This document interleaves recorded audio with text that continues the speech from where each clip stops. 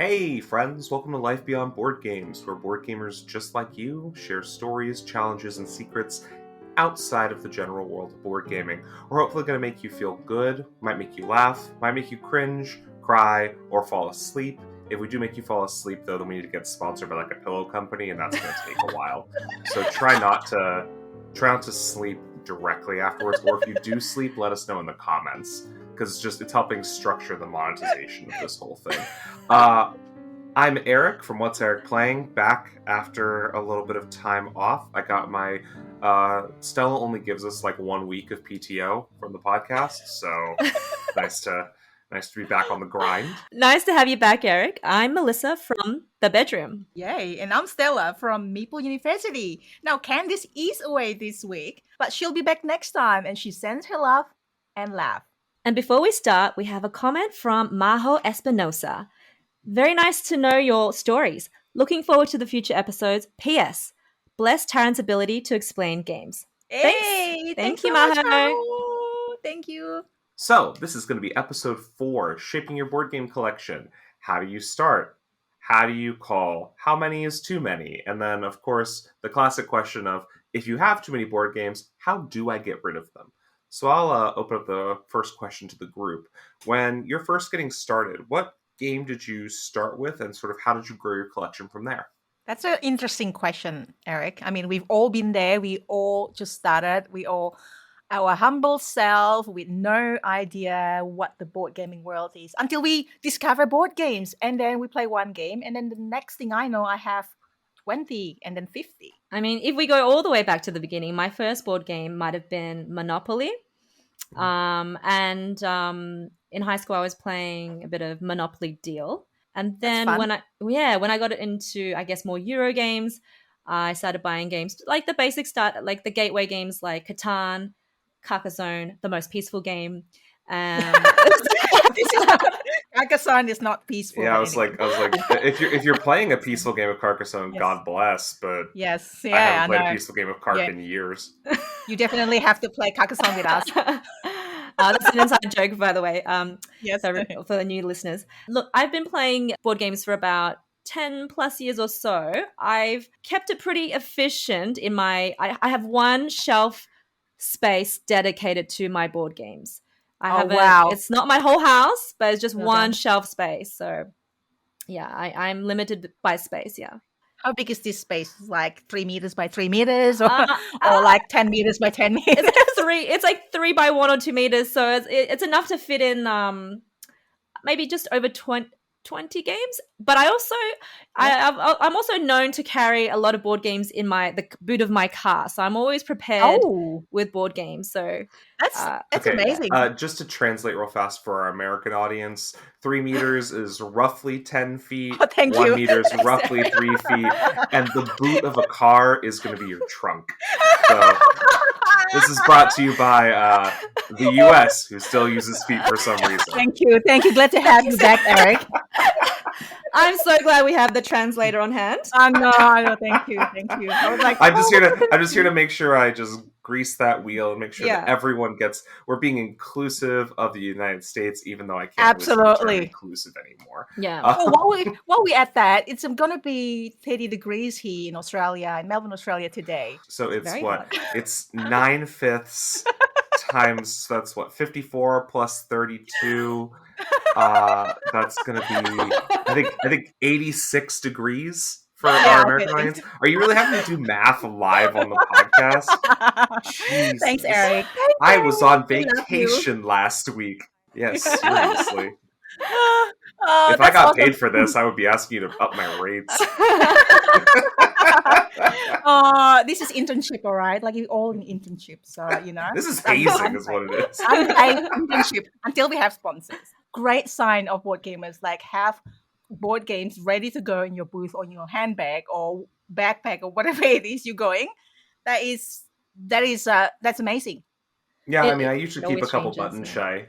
Like, I keep a couple button shy games in my backpack pretty much wherever I go for, like, work, for travel, like, and I think All Play started doing a pretty, like, small board game series of games that are, like, you know, pretty, like, very, like, small sets of cards. Those have been really nice for, like, quick play transit when you're like at a bar or just hanging out at a restaurant or something. The Button Shy series, I think Yeah, that's Button called. Shy, they do the 18 card wallet games. Yes, So like yes. Sprawlopolis, Yeah, I know Circle what you're talking Wagons. about. Yeah, They've got lots in yeah. the series, and they're pretty cool. Tons. My sister actually has been playing a ton of Monopoly Deal. That's like her. That's like when we talk about like some of the content focused folks of these like grand sprawling collections of hundreds and hundreds of games because they're doing content constantly. But I always admire the people who have like one game and that's the only game they like and it's the only game they play. And my sister Yeah. is very much. She's on her like second or third copy of Monopoly Deal and I love that. Wow. I'm like, Wow. I played it with Yeah. her. She's cutthroat as hell about it. Like, Yes, yes. I was like thinking she must be so good at it, like considering she plays that all the time. pretty good at it. But Oh, yeah, no, wow. That's it's a nice contrast. That's kind of Yeah. the opposite of my style because the thing I love about board games is just like being able to play a different game every time you're with friends or at a board game meetup, and then you don't have to you don't have to necessarily own a different board game to play it. For me, like Yes. I've noticed in the past year, like I'll really be into a board game and I'll really want to buy it, but then like maybe 4 6 a few 2 months later I'll have played more other games and my mind will have changed, my heart will have changed on the board game. So I'm really careful with what I add to my collection now, just knowing how quickly I can move on from it, especially if I played it in a social setting like maybe 3 4 times and then I'm satisfied and I'm ready to move on. What about you guys? How do you decide when to add one to your collection? Well, firstly, we have always board game libraries. Like some board game meetups have board game libraries. You can choose from. You, as you said, Melissa, when you play with friends, they'll bring in games. We usually the ones that bring in games, and then we just like, hey, let's play this. And then we have friends that like, yep, let's play that. They just play almost anything, like the good one, the bad ones, the prototype ones, the everything. But I remember when I first started, I played Cards Against Humanity. I mean, I didn't grow up much playing board games. It was like Snake and Ladders and really a tic-tac-toe or something really simple, and Monopoly, which I don't know if I like or not. Yeah, that's another topic. But Cards Against Humanity and someone else is bringing Red Dragon in. And that's really take that type of game. And then from there, I discovered some other games in the board game meetup that I first joined, that I first went. And I was like, oh, what's that Jaipur? What's that Forbidden Islands? I think it was Forbidden Islands. And I discovered that. And from then on, all of a sudden I went to board game shops and then buying all these games. And then all of a sudden I have from 0 to like 70 in my board game Whoa. collection. It's Yeah. insane. And Eric, I can see you have Dominions. That's one of my first purchases, Dominion. When I discovered Dominion, like, what is this game? Like, why there are so many? Oh, I gotta complete this. I gotta have everything. Everything. So that was my problem. Probably. Bit of a completionist. How do you feel when you buy a game? How long does that dopamine hit last for you? Well, that's a good question. I probably have a little bit of ADHD, so I am a little bit impulsive in that way. That if I know something, if I find out about this game, I just like get it. Like, I mean, I buy other things as well, not just games, but whatever I love, I discovered like new hobbies, soap making, candles making. When I discover it, I just like buy everything. Like, I don't go like just dipping my toes in it. It's just like, all right, let's just plunge, let's swim straight away. So, and then there's always the new things that are coming, and I was like, oh my gosh, that's a great one. I have to buy that one and that one, and then before you know it, like I need to buy the next shelf, and I think I'm not really good at culling. Like I'm holding on to things. What if I want to play that next time? What if I want to play that? If I sell this, what if I want to make videos about it? You know, in 3 years, like I'm probably not going to. But I know that we have a way now. Terrence in the scene, he's good at this is good. This is similar to that. Like, what are the chances going to play this? You know, maybe there's that other game that is similar. What about you, Eric? Yeah, no, I don't really get a dopamine hit from buying games anymore. What will happen more often than not is they'll buy very specific games from very specific publishers. So, like, every year when Oink Games comes to town, I'll buy probably their new releases. Sashi and Sashi is a Japanese publisher that I'm a huge fan of. They were at PAX Unplugged, so I bought a bunch of their releases. But Nice. I'm pretty targeted about what I buy, and I usually only buy things that I'm extremely excited about or I'm not already like in the review pipeline for. Because if I'm in the review pipeline for it, I'm writing it up, and the stuff that I buy, I don't have the same obligation to review as stuff that I've received. With regards to like culling, as you can, we're on video for those of you listening, so we can actually see each other's backdrops. But as they can tell from my backdrop, there are many games in the background. I need to get better at culling. But it's actually really well organized. Yeah. Yes, I have whatever the I was like, I also have my own little bit of neurospicy going on here. It's a calyx? As you can It's tell, a calyx, yeah. those are calyxes and then some billies Ooh. behind. But yeah, so when I think about culling, I think a little bit more about like I think in computer science they call it an LRU cache, or like what was the thing you have used the least recently. And so like what games are just sitting and actually collecting dust? You can use the dust check if you want. If you put your thumb on something and it comes back with a layer of dust on it, it's probably time to think about maybe getting rid of it. But some games hold like a special place for you just because they're the first game you started with, or the game that you got really into, or you got all of the stuff and you achieved that completionist thing for, so you don't necessarily want to get rid of it. But then there are some games that, like, what I tell people is when I'm culling, I really enjoyed this game. I don't play it anymore for a variety of reasons. It is a good game that someone else should get to enjoy. Yes. And the reason I have not culled recently is because I have not been able to figure out a method for doing that cull. So yeah, I see. It's really hard thing to do. I swear, because I know that what you said, Eric, about who else is going to enjoy. Sometimes I do put the games in our board game library, in the public meetup library, so for other people to enjoy, but they have limited capacities. And I know a friend, Joe, and he always tries to find secondhand first before buying new, because he's conscious of being, recycled and trying to get someone else's game before getting a new one. Yeah, there's a certain level of sustainability for it. I have a lot of friends that really enjoy getting my games secondhand because they know that I am extremely type A about them, so they're very likely to get them so they either get them in a near mint condition, or they get something that I tried unsuccessfully to bring back in my suitcase from Gen Con. It's got a hole punched through it, and I'm like, so it's one of those two. It's either in really, really good shape, or it's in deeply terrible shape. But they don't care. It still plays the same.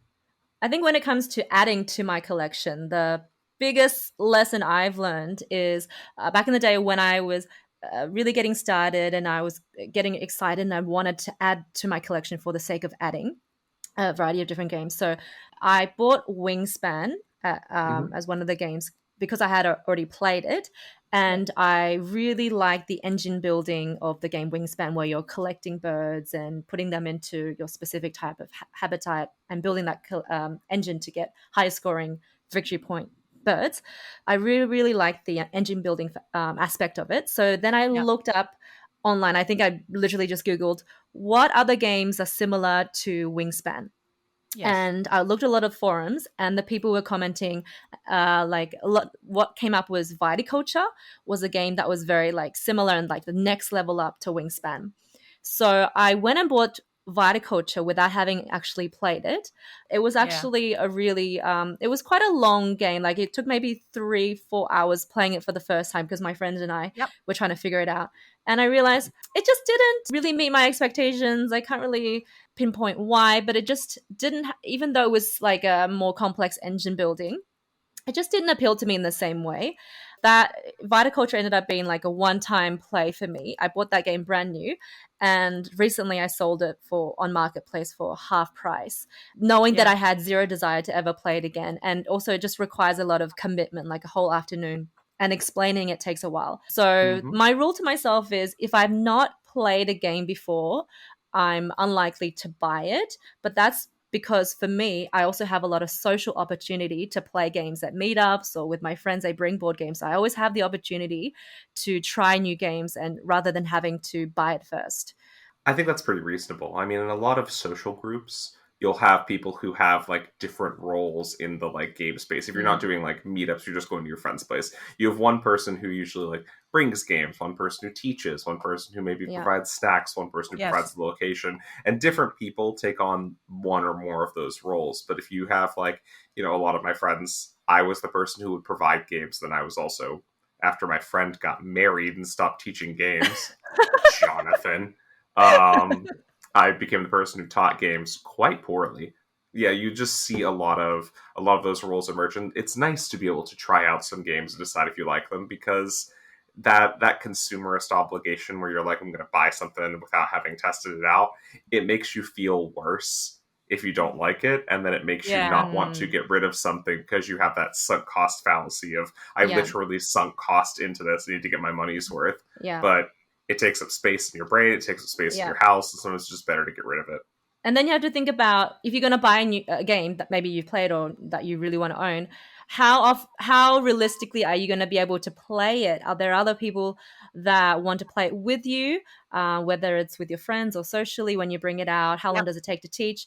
And also, how many players does it take? Is it like an 8-player minimum game? And how often are you going to get that together? Yeah, in this economy, having more than 3 friends. Exactly. Like, that's just, every time I pick up a 5-player game, I'm like, who the hell has 4 you gotta friends? think, do I have 8 friends? Or maybe this game's not for me. I was like, comical, not happening. I know. Well, there are ways to find out about games, the reviews video, and then, as Melissa said, going to a meetup as well, where somebody else is bringing the game. I'm usually the one that brings the games, and Terren's usually the ones that teach the rules. I think that's just a solid role. Choosing the game, he teach the rules, and we have certain friends that would just play anything with us. Then they don't mind different games every time. Being reviewers as well, Eric, we play different games. It's not always the same games, but there are games that we keep going back to. And as Melissa said, like everyone's, and Eric said, everyone's got the roles. And it's good to try to find somebody in public meetup that have got the game that you think that you'll be interested. You've seen the video, you've read the reviews, and then you kind of want to play. And then now you find out in the group, maybe in your local group, okay, who's got this game? Maybe I should try it. Or maybe go to Board Game Arena to play. Although I don't find Board Game Arena is personally a good way to test if I like the game or not. It's not a good representation. Oh, it's great for me. Yeah, okay, that's good. Why, Eric? I'm like Board Game Arena's target audience, because I was just playing Crafting the Cosmos, which is great, by the way. Oh, yes, And I always play, my first play on Board Game Arena of a new game is always the same. I read nothing about it. I don't read the rule book, and I see how far I can get just clicking stuff. And so I'm just like, buttons, buttons, buttons, buttons, buttons. And there are so many things to click in Crafting the Cosmos.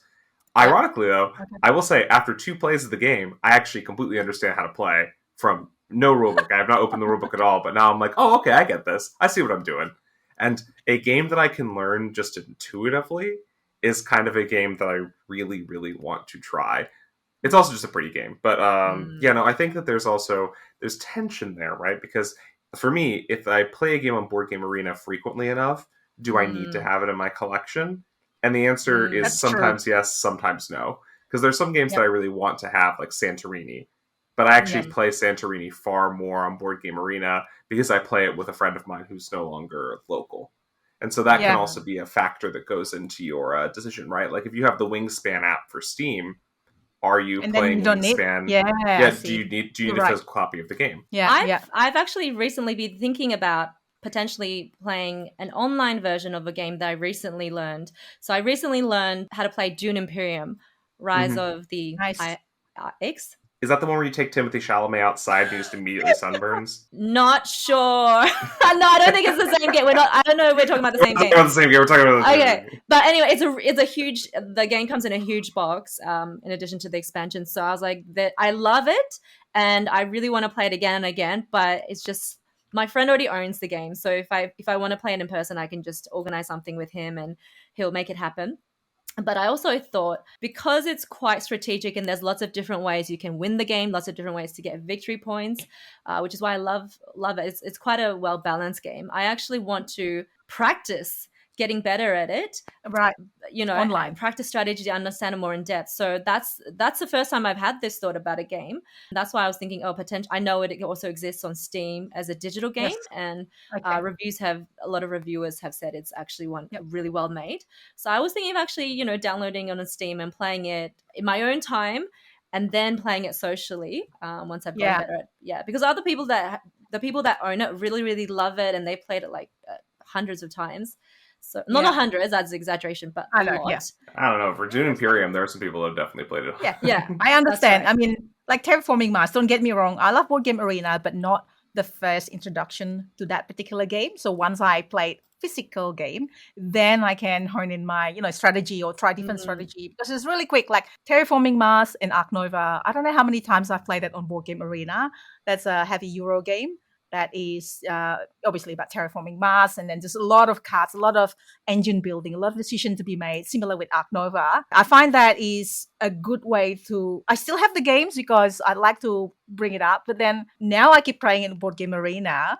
I haven't actually do anything, but then, being reviewer, maybe I thought, this is me being a hoarder. I can still like do contents. I will do contents for it.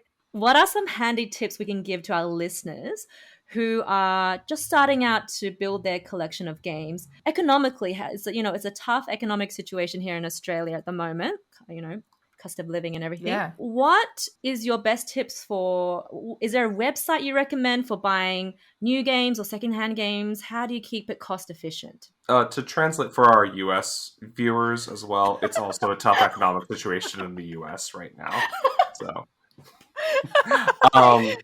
yeah, I would say that your best bet there is probably local. So Facebook Marketplace is really great for like finding stuff. Any sort of local neighborhood group. If you know any like local content folks, they're almost always getting rid of games, and local board game stores will have like swap meets, flea markets. Like back when I was living in the San Francisco Bay Area, there was a solid quarterly flea market where people would often just have like stacks of games with price tags on the stacks themselves, and then every hour they would push the stack one price tag to the left, and so if you stayed until the end, you could clean up and get a bunch of very cheap games.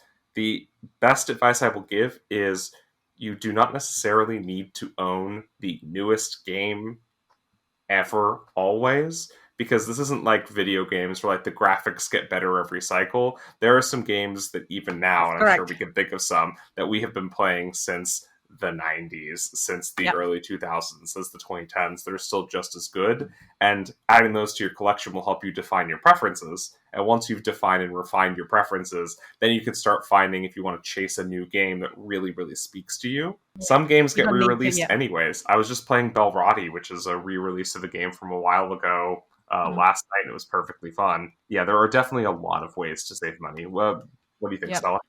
There's also math trade or something like that in the US, right? I don't understand what math trades are, so I'm like, it seems like one of those things where two guards and one tells the truth but one only lies, and it's for board games, like board game trades. I should probably say board game trades. I think in Essen you do that as well. There's kind of like board game trade of some sort. I don't think we have it in Australia, at least not that I know of. I know that you have board game oracle.com.au. Yes, I was just going to say that, because that's where you can compare prices and see how the price of a particular board game has changed over a certain period of time. Yes, and then beside the Facebook Marketplace and conventions in Australia, like CanCon in Canberra, they have a big secondhand shop where everyone's drop their secondhand board games, and then they have staff there look after the sale and everything else, and people can just go there and then get the board games. We try to sell that at CanCon because it's really easy. You just drop everything. You don't have to wait for people to come. They can just help themselves, and then there's a checkout. There's a system. They take a percentage of commission, and I think they have that as well in some of the conventions in Melbourne by Melbourne Meeples, I think. So that's a way of getting secondhand games, or the games that are out of print, the game that you really want to have, or just like secondhand games. Mm-hmm. I really love Facebook Marketplace for secondhand games, but the downside, unless I just don't know the setting for it, is the downside is if the game isn't available, if no one's selling it, then you do have to keep checking back every day to see if someone's selling it. You can't just set yourself like an alert for keyword searches. Yeah, there's not really an alert type in that. I mean, you can probably do it at Gumtree, but I don't think people will sell Euro games in Gumtree. I might be wrong.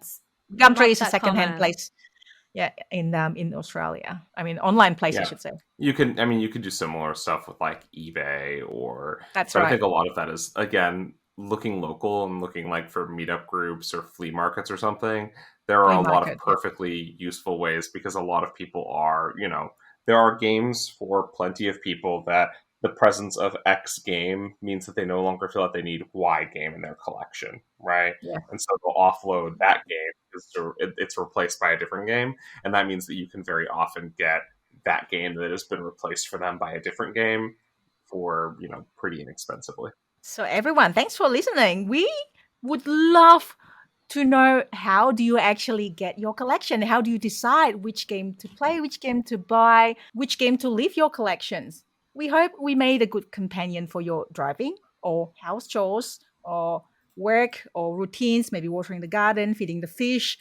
And if you do enjoy it, please follow and leave us a good review so we can make more podcasts that will make our hearts warm and fuzzy. If you have feedback, please message us privately. See you in our next episode. Bye. Bye, Thanks everyone. for listening. Thanks for listening.